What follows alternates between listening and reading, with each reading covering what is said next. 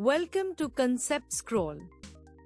Today we are studying Class 10 Mathematics, Chapter Probability. This is part 3 of 8, where we will learn about 14.2 probability, a theoretical approach. Let's get started. Theoretical probability, also known as classical probability, is based on reasoning rather than actual experiments. It is defined for events where all outcomes are equally likely. The theoretical probability of an event is calculated as the ratio of the number of favorable outcomes to the total number of possible outcomes. This approach does not require conducting experiments but uses logical reasoning and counting methods.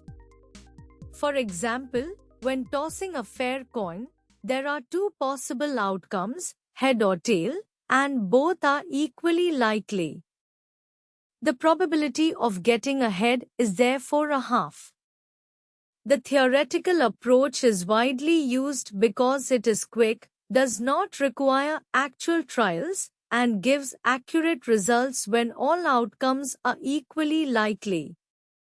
However, it cannot be used if the outcomes are not equally likely. The ENSER textbook emphasizes that the theoretical approach is valid only when each outcome has an equal chance of occurring. Here's an interesting fact. When you flip a coin 10 times, it's actually pretty rare, less than 1% chance, to get heads all 10 times in a row.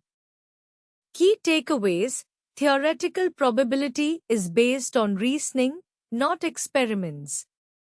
It is applicable when all outcomes are equally likely.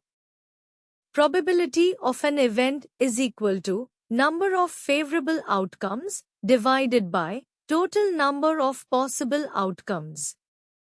No need to perform actual trials. Gives accurate results for equally likely outcomes. Cannot be used if outcomes are not equally likely.